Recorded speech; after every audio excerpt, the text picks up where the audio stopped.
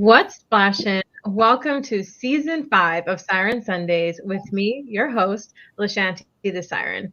This show is focused on speaking with researchers, scientists, and practitioners of the environmental sector who study environmental science and work on all things conservation in the Bahamas.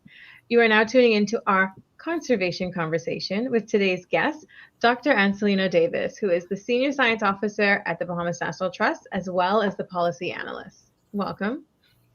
Thank you very much, Lashanti. It's great to be back on Siren Sundays, and I hope that everyone that's tuning in is ready to learn a little bit about science and conservation in the Bahamas. Definitely. For all of our viewers who are watching live, definitely feel free to pop a shout out in the comments. I have some true few that I can already see are there. And to all of our podcast listeners, although you are not tuning in live, you'll still get all the great stuff from Jasmine Rain, who says, and we're back. Denise Jeff Graham says, good afternoon and a good yay. We also have a cartwheel from Jasmine Rain. So let's dive right in. So, Dr. Davis, just quickly for everyone listening, everyone watching, just give us a quick introduction of who you are, your title, and where you work. So I'm Dr. Ancilleno Davis, born, bred, and dead Bahamian. I work for the Bahamas National Trust as the Senior Scientist and Policy Analyst now. I grew up in the Bahamas, went to SAC, went to UB. I did some research in the Bahamas first, and then I went off to university in Maryland to do my bachelor's and master's. I finished each of those in about a year and a half, and I came home and thought I was going to change the world. I vacuumed sea lion poop for a while because it was hard to find a job. But then I started working with the Nature Conservancy, Birds Caribbean. I eventually went off and did my PhD, and I came back and I worked in the commercial sector for a while at Blue Lagoon Island. I was their sustainability coordinator, and then COVID and Dorian and the world fell apart. I did a little 360, started my own environmental consulting company and education thing called Science and Perspective. And now I finally landed at the Bahamas National Trust, which is one of the premier leaders in environmental conservation in the Bahamas, a really old, long-standing organization. And we have a lot of Bahamian scientists working at the trust. And so it's really good to be in this team and working on all these important environmental issues now. Definitely. I know one of the things we talked about right before the show started was how you've seen this growth where before, if you were a young Bahamian interested in anything environmental, there were not many other Bahamians already in the field. Whereas now, when I kind of look back and I see like most of my coworkers are Bahamians, like you said, the Bahamas National Trust. When I was there, it was so amazing to see all these wonderful Bahamians so passionate about what they do. And it's getting even better because now we're trying to engage more young Bahamians, even some of the older Bahamians, because it really doesn't take much to get involved. You don't have to have studied sciences to get involved in conservation. No, and I really that's one of the coolest things that I realized is that me growing up, I was looking at Bill Nye, the science guy, David Suzuki on the nature of things, so David Attenborough, Steve Irwin, the crocodile hunter, and I was like, oh, that's super cool. Like, how can I do this? And people were like, dude, you got in science, you need to be a doctor or a dentist. Yes. Maybe a veterinarian on the outside. But now when I tell someone like, hey, I'm Dr. Davis, I'm not a medical doctor, I'm an ecologist, so I work with animals and plants. And then they're like, oh, you know Scott Johnson? You know, and I'm like, yeah, I know Scott Johnson. And it's cool to know that people are seeing us out there now, right? Yeah. Or when I go through the airport and I have this one airport security, he's like, oh, you caught that spider out of your watch? And I'm like, what are you talking about? Because she had watched a video with me trying to get a spider out of my watch. And it's like they're actually paying attention and seeing that Bahamians can be scientists now. I think that's super cool. Right. And yes, a lovely comment from D'Angela Reed. Rest in peace, Crocodile Hunter. But what you just said, and we're going to jump into the topic soon, but I also think what you just said was so important. And I know you made a post about this because everyone's been talking about how Encanto has been so good for representation. And even same thing for me growing up, it was Bill Nye the Science Guy, it was Steve Irwin, it was always these older white males. And now we're seeing more people of color in the sciences, we're seeing more females in the sciences, and we're seeing all these different expressions of identity getting involved in the science sphere. And I think that's been so encouraging for young people to see that there is somebody like them doing the things that they want to do and the things that they're interested in. So we represent it out here. Yeah, we are, and especially in the Bahamas. I mean, Mhm. you have Dr. Krista Sherman at PIMS. You have Eleanor Phillips and Felicity Burrows. Mhm. Almost the whole TNC Bahamas and a Caribbean leadership team is Bahamian and female Mhm. as well. So that I think that's super exciting, and it really speaks to how committed and dedicated our community is, and how Mhm. passionate the group of individuals that we have here are. And yourself, like, doing this. This is season 5, is it? Jeepers creepers. Every time I hear that, I'm like, one of my main motivations, and shout out to Lindy Knowles. When I first started this show, I was like, Lindy, please be on my first season. And he's like, Lashanti, if you make it to season 10, I will be your debut episode on season 10. So, season 5, we are here. Season 10 is Halfway there. coming. Halfway there. Halfway there, yeah. So it definitely science communications is very important, and I think I found a nice little niche. Not a lot of people are doing it. We have some people that are, but it definitely creates an atmosphere to get the public aware of what we're doing, whether they want to get involved or not. That awareness is always so important because that's how you find people who could potentially volunteer, whether it's a one-time basis or something a bit more consistent. That's also how you get people to help push some of the issues that we're trying to get and also understand these issues because everyone has their impacts that they have on the world. And all we need to do is to let them know what that is and how they can help make our country bluer and greener. Yeah, and I think that's a great segue into what science education is, right? And you're Exactly. doing this now where your show is letting, you know, tons of Bahamian people know kind of the bare minimum. How do you Mm-hmm. operate as a conscientious individual in the Bahamian environment? Know what's going on, Mm-hmm. who's involved, how can you get involved? And that's really important. Then you Definitely. have another level where you have students that are coming up in science and you want them to be engaged and impassioned to follow a scientific career if that's what they're interested in and good at. Mm-hmm. You have Charlene Carey put out a science textbook, She did. yeah, for the Bahamas. And this is the first time that you can have a student studying from a book that isn't elephants and kangaroos, right? Is lobster and sharks and sawfish and stuff like that. And you're like, yo, this is cool. This is our environment, and I can study the book and then I can go out in the bush. Or you have the Bahamas the natural history of the Bahamas field guide that Mm-hmm. the Bahamas National Trust put out. And I didn't have those when I was growing up, but now you have those to go into school with. Mm-hmm. And we have a sustainability degree at the University of the Bahamas. And so now I'm seeing all of these cool new developments where every level of Bahamian society can be more engaged in science and conservation. And yeah, eventually you have a student that just can wander into the Bahamas National Trust and they have a cool map and a book that's actually their environment. And then they get involved, and eventually you get them. They mightn't take a science degree because they want to be an MP or something like that. But now they have this in the back of their head like, yo, when I get to be the minister for this constituency, I'm not going to chop down the mangroves, right? I'm going Mm-hmm. to be hard on the litter bugs and the people who are, like killing and pillaging our environment. And that sometimes is even more powerful. Like, yeah, it would be nice to have like too many PhDs running around. But at the end of the day, I would rather every Bahamian have a science BGCSE or BJC level of understanding Mm-hmm. and conservation than for all of us to be at PhD level arguing about why we changed the name for conch, you know. Oh my goodness. When I made that post, because people don't realize we have been so far from Strombus gigas that is ridiculous. Some people are still saying Strumbus, some people are still saying Lobatus. It is Allerger gigas, guys. Let's get it together. But as we jump into the topic, today we are talking about science standards in monitoring, conservation, education in the Bahamas. So can you tell us, what are science standards exactly? So when I think of science standards, I definitely think of a few different key elements. One, they have to be objective and defined. Mm-hmm.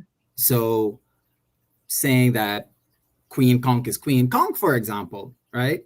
It's defined by all of these morphologies of the shell and the body and their digestive system and all of this stuff, right?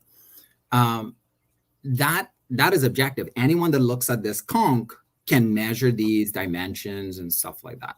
Mm-hmm. And it has to be defined. So if I say conch here and someone says conch somewhere else, they might mean two different things. But then in the scientific community, when you say Lobatus gigas or you say Allerger gigas, they're going to be able to say that is a scientific name that was described in the literature per this person in X date, and it refers to this specific species. And when something is a species, that means it can only mate with others of that same species. And that's really the main scientific definition of any animal or plant or whatever that is really important. Mm-hmm. So they have to be objective and they have to be defined. Also, you have something like a ruler, right? A ruler, when you define what a meter is, or you define what a micron is, and you say, this is based on X billion times the width of a hydrogen atom. Ain't nobody can change a hydrogen atom. Like that's standardized. That's permanent. And you want it to be measurable. So if you have a scientific standard and you can't measure it, that doesn't make any sense, right? I can't talk to you about, oh, this species of birds, their population increased, if we never like really agreed on what is an increase or a decrease, what is a number. Like we have to have these standards from the beginning. Right. And you define the distance between two locations, the volume. You want to say how many elements of pollution are in your water, right? You know, grams per liter or whatever. And if it's not measurable, you can't really report it. It's not science. You can't measure any change if you can't measure what it is before and what it is after. Right. It has to be replicable. So if I go and measure something and I say, oh, like I found that this species is at 8 million pairs and I did it this way and this is what I got. And someone else goes and does exactly that same thing. And they get 2,000 pairs and you're like, you know, I did exactly what you said, but it didn't work out like that. Right. It's not replicable because maybe you did something weird. You didn't follow the standards correctly or something like that. And so we want these things to be replicable so that people can show that I did exactly what you said. These are the results I got. And over time, you get a bunch of people replicating your same activity and you get an average or an estimate of what the truth actually is. Right. And that's really the key, because now in the Bahamas, we no longer have one foreign scientist coming down for 2 weeks a year looking at birds. We have 50, 60 Bahamian scientists all year round looking at birds. And so now you have this replication of this measurable environmental factor. Right. And then we're talking about accuracy and precision. So precision means you hit the same spot again and again. You might be off, you know, you might hit 2 inches left of the bullseye, but if you hit it all the time again and again, right, as things change, that might go up, it might go down, but you're using the same you're using the same bent ruler all the time, you can see that there's a change. But we also want to be accurate. So we want to make sure that if I send someone out into the field and I say, hey, tell me what birds are there, and you come back and you tell me, oh, it was, a bunch of rock pigeons and a bunch of collared doves. Mm-hmm. And I say, okay, cool. And you always give me the same report. Then one day I find out that you were not accurate. You were calling these birds rock pigeons all the time, but they're actually like a pied imperial pigeon or something like that. Right. So Another now, pigeon. yeah. So it's now you were precise. You were saying the same thing. You were identifying it the same way each time, but you were inaccurate. Right. And it can be the same thing with our rulers or our measurements. If we're detecting pollution in the environment, if we're identifying coral or fish. So we want to train our scientists so that they're both accurate and precise. And we want to make sure that the standards are in place so that they can be replicated. We have 700 islands. If that isn't replication, I don't know what is, right? And we want it to be something that's actually measurable, because you can't enforce any law or conservation if it's not measurable. If you leave it up to whoever's in charge to say, like, oh, yeah, they did it right or didn't do it right, you can't go back and say, oh, on this date, they found this much oil in the water around this area. And then on this date, they found this much petroleum products. And that signifies a significant change from the natural background levels. Right. That, like, you have to be able to provide that before you can penalize someone, before you can take that to their insurance company to say, hey, your people messed this up. So, what we can do, right? I think we have to have all of those elements in science standards.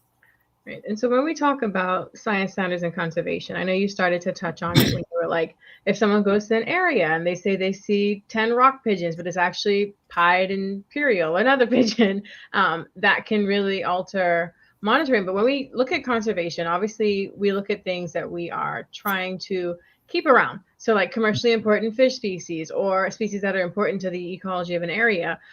What are some of the science standards used in conservation? Okay, so most definitely species definitions. Those are key. Yeah. If a lot of times people will come and tell you like, oh, there's I don't know, there's a cobra in the Bahamas. Yes, that one happens a lot.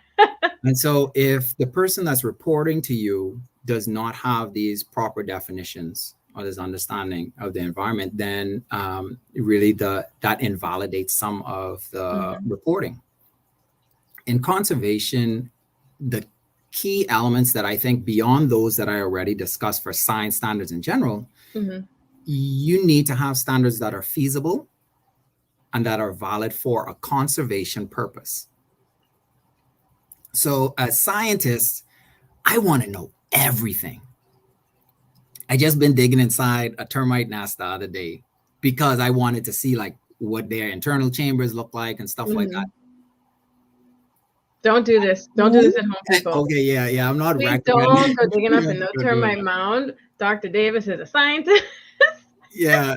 And everyone can't do that. So please, I think you made a video, correct? Like, please share that so people don't get tempted to do the same. I did make a video. I know it's like knocking around in WhatsApp world, but I'll try to make sure that it's available online.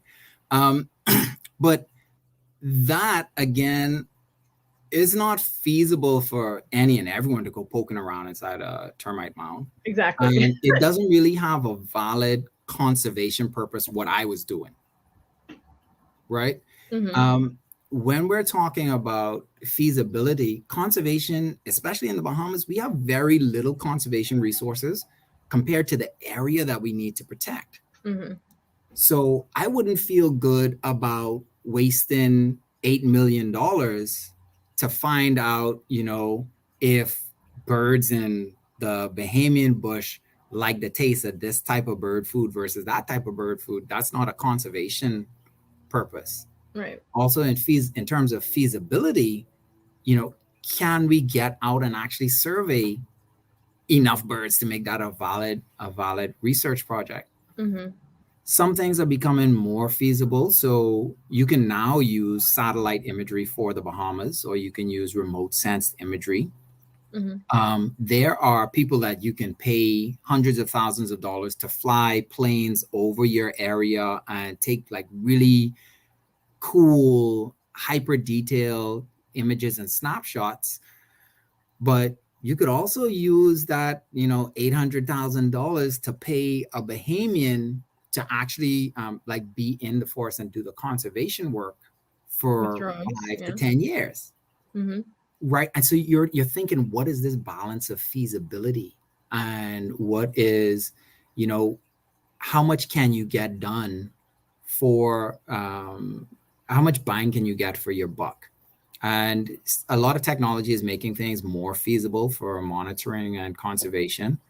Um, but yeah, I think that's what I'm looking for now. I want us to be doing robust science, but Mm-hmm. then also looking at the feasibility and the cost return. Right. And just to add to your topic, there's a comment from YouTube. Today, there are people saying they saw a lion in Inagua. I haven't heard about that, but I highly doubt that is an actual lion. But as you were saying earlier, like some people will start to say, we saw a cobra. And again, shout out to Scott Johnson, who actually posted the video of the racer saying, this is a racer, this is what they Mhm. do. And so I don't know what it is that they're seeing in Inagua right now, but maybe it's a feral pig that's very, very feral, like very hairy. Yeah, with like that, all the Yeah, mane and like growing up and stuff like that. yeah, Yeah, and I'm pretty sure people in Inagua know what a wild pig looked like, though. that's Um, true. But yeah, they did have, I think Inagua had crocodiles or alligators at one point. several What was Bahamian it? islands have had alligators pop up, and we used to have a, I think it was a crocodile that used to run around in the bush, like on all fours, like upright like a dog, instead of like crawling on his belly. I'm sorry. Yeah, and so Where? because Not we in never Nassau. no, this is like pre-Columbian. Oh, So this is like historical, and they oh, found they okay. found these fossils in blue holes in the Bahamas. Hmm. Um, but things like that we don't even know about because we're not studying that in the Bahamas, right? Hmm. But we have visitors who come down and learn about these things. Shout out to our marine archaeologists, like Dr. Michael Pateman, Hmm. the Name it. Bahamas Caves Foundation. There, yeah, it's some really awesome work that's going on in the Bahamas, but Hmm. sometimes we don't get to know about it because we're not educating like that. Right. And I agree, D'Angela Reed. Tech conservation for the win. I've had my hand with a drone before, and it's definitely easier to fly a drone over some mangroves than to explore them. But as Most we definitely. talk a bit about the yeah, the education aspect of this, how do we properly educate Bahamians in some of these standards? Because as we've said many times on many episodes, anyone can help with some of this scientific research collection, this data collection, because all it takes is learning, like you said, these proper scientific standards so that when you collect the data, you're collecting it accurately and it's trustworthy. Because I think that's also an issue. Like you can say, oh, there's a lion in Agua, but do you really know if it's a lion? Like are you qualified to really say if this is a lion? Like Yeah. can we talk about that when it comes to educating the typical Bahamian who's not in the science sector? So before we get into that, I want to say any Bahamian who's like taking these videos, like your video is gonna be living online for the next 10 years. Always say where, when, who, what, and why, right? So where are you taking this video? What date is it? Who Mm-hmm. are you? What are you trying to film in this video and why? So Right. there every year you're going to see a video of a hammerhead at Montague, and Mm-hmm. the person is just like super excited about this hammerhead, or you'll see someone dumping in the bush. You need to say, I am Dr. Ancilleno Davis. I'm out here at Montague Foreshore. This is a octopus that just stole my GoPro. And I'm taking this so that you can see that octopus aren't natural thieves. They're just interested. And he gave it back. Mm-hmm. Let people know the whole story. So if someone needs to follow up, or find out what exactly was going on in that video, correct you if need be, and help you identify this lion that you see in Inagua, or even capture it. They need to know where it was, when it was seen there, etc. But something simple like that in reporting for science, let's get that into the education system. Right. Look, we always tell our students that you have to head up the page on your book, right? Like, this is my name. I did this assignment on this date, and I'm following these procedures. That's what science really is. Yeah. And you have to have a record. Let's get into that system, and we're doing it more. We have a digitization team now in the Bahamas for government stuff, and they're making these digital records available.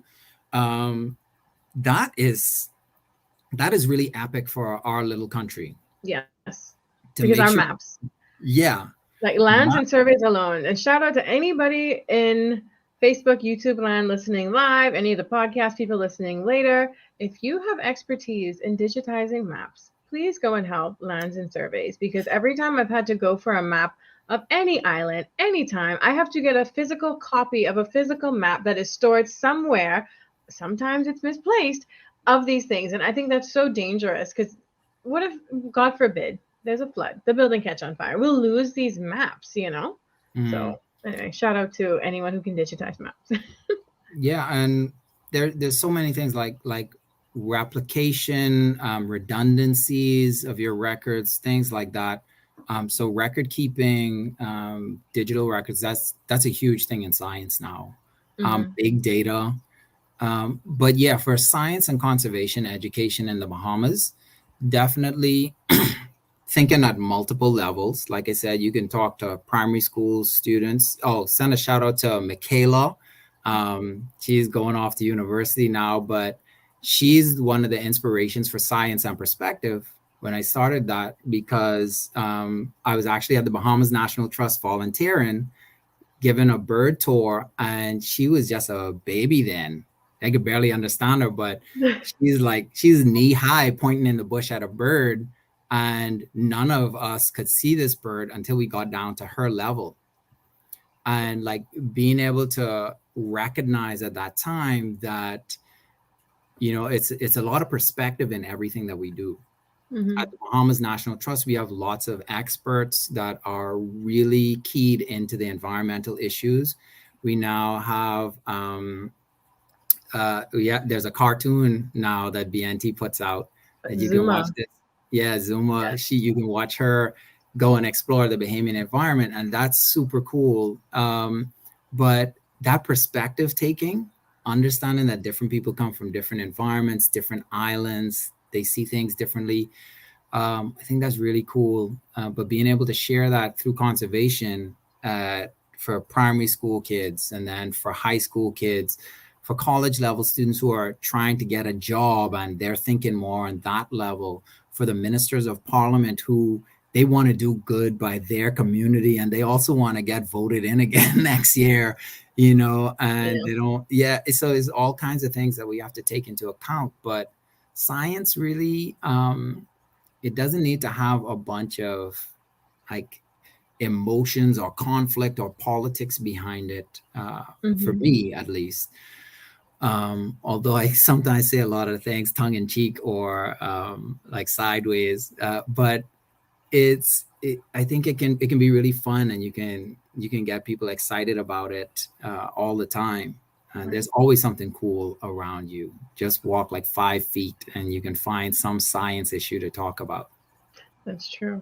And so even on that, how can our viewers or anyone listening on the podcast, how can they get involved with any sort of projects going on, data collection, or even just some citizen science things that people can do? I know the first thing I think about is eBird, I know, which is super popular.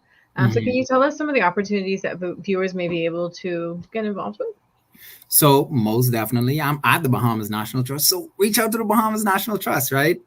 There's gonna be questions that you have about conservation or environmental issues that an organization like the Bahamas National Trust can share with you what's going on, how you can get involved. And there might be a whole bunch of different things. We have things like mangrove plantings. You yourself have done a lot of beach cleanups. We did the 100,000 tree planting initiative together. Yeah.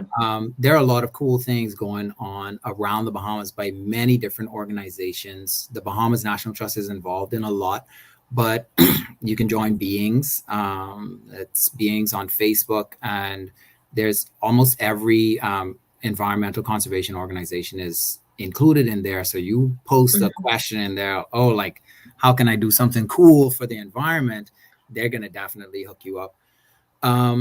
Reach out to your minister, your MP. I'm lucky enough to have the Minister of Natural Resources, Vaughn Miller, inside my constituency.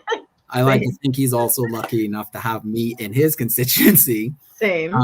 But in Adelaide, they're starting a green space. And so these are things that, like, you have a minister of parliament for your area, and the squeaky wheel gets greased. So go and harass them about, having a natural area in your community, getting more engaged. There's a lot of different ways that you can participate. I think there's an art exhibition coming up. Yep. In the National Art Gallery. And so think about these things that you can engage with, just the discussion even, and talk to your friends on Facebook. Let them know that these issues are important to you. You'd be surprised at how many of your friends and neighbors have been to the Bahamas National Trust, are members. They worked there before. I'm always amazed how many of us have cycled through these different organizations. But yeah, get involved by calling, by reaching out via social media, at Bahamas National Trust on Instagram. You can just search Bahamas National Trust. All of those different social media is going to pop up. You can definitely reach out to me. If you can spell my name, Ancilleno Davis, I'm like the easiest person to find on the internet. But not the easiest name to spell the first couple of times, but you'll get it. Yeah. I got there eventually. Yeah. And I mean, yeah, reach out. I think the conservationists in the Bahamas, especially the science communicators and educators, they're the most approachable people ever. And you'd always be able to get something out of them. If you're in high school now, definitely look for Charlene Carey's science textbook for high school. It's an amazing book, and it can really help you to answer some of those questions that you need and get that stellar grade on your BGCSEs. There's a lot of opportunities. So just reach out, and if we can't help you, I'm sure we can connect you with someone who can in your particular field. And science is a huge field. So don't let anyone tell you that you have to be a doctor or a dentist. Amen. Yeah, I definitely agree. All of us are connected. We may work at different agencies, but similar to, I can't even think of a plant, but we're many branches on the same tree. We're the roots of the same tree. We're all connected, and we're all so excited to talk to anybody about any of the stuff that we do, because we want to get people interested and we want to get people involved. So you'll definitely find that most people in the environmental and conservation sector are very enthusiastic and very happy to have you come and do something with them and get involved. But before we close out, the question of the season, Dr. Davis, who is someone in the sector, whether it be a local or international, that inspires you and why? I think all the scientists of color and the Caribbean scientists that have left the Caribbean and gone abroad and are doing big things worldwide, I think they are inspiring me today. So we have like Leo Douglas from Jamaica, who's done like really amazing work on the impact of environmental experiences on children. You have Charlene Carey, who left Trinidad and came to the Bahamas and had a stellar career as a science teacher, and then made that science book for us. You have Andrew, oh Lord, I forget his last name, Andrew Clark, I think, but Get it right. he bred sawfish, and sawfish are endangered Yeah. worldwide. So he can breed sawfish in captivity, which had not happened. Mm-hmm. And like to know that he came from working in the lab at Atlantis, and now he's world recognized as this dude who figured out how to Awesome. get sawfish through that narrow bottleneck of reproduction. I think that's really amazingly cool. We Oh, have I'm sure. Bahamians who are doing like aerospace technology and cosmetic science and stuff like that, and they're all over the place. And so you just gotta just Google Bahamian and some kind of random science term, and I think that's super awesome that we're doing these things now, and we're really on the global scene science wise, and you all inspire me, and I'm happy to be a part of the movement. The wave. We're riding the wave. Yeah. Awesome. And do you have any final thoughts for our viewers and listeners? Some inspiration from the field or quote that you love? Just any sort of final thoughts to kind of inspire our viewers and I listeners. think right now uh, there's a lot going on in the world and in the Bahamas in particular right now. Mm-hmm. And I want to encourage everybody to recognize that we're all going through our own battles. Um, and it might be a struggle, but a lot of the environment is free. Like, get out there and experience your environment. Um, reach out if you want to go birding. Sometimes you don't want to talk, right? Sometimes you just need to be around someone. And if all of us out there looking at a bird just in that camaraderie, like, that's valid. And I think if we can spend more time in nature, the Bahamas National Trust has lots of protected areas throughout the Bahamas. Go and get a membership for $40. That'll get you one ticket to the movies. You can now, Mm-hmm. go to the parks every day, all year with your family, and experience that. I think that'll be my final thought. Get out, get outside, enjoy the environment, take care of those around you, our little feathered and scaly friends, and just enjoy it.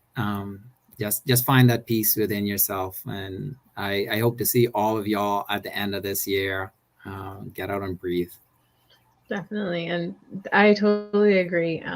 It's my auntie Denise. This is a great start for the season. Being outdoors is so important. And just to piggyback on your point, even when I was working at the Bahamas National Trust and my office was based at the Retreat Garden, which is the national park that's on Village Road, every time I walked outside, I feel like I saw something different every single time. And I would take the same path and you we don't have like giant like seasonal changes with our nature, but even like on after a rainy day, the next day you see the mushrooms come out and it's just so many things to see and it's so peaceful to even just start your day outside, end your day Mhm. outside. In the middle of the day, eat your lunch outside. Just get outside, breathe in that fresh air, get some more microbes in your body that are good for you, and do that. So thank you so much. This was such a great episode. And thank you, everyone who is watching and listening, for riding the wave with us on another episode of Siren Sundays. We appreciate you guys. Hope to see you soon. All waves yours, Lashanti the Siren. Thank you, Lashanti. Thank you, everyone. See you next time. Definitely.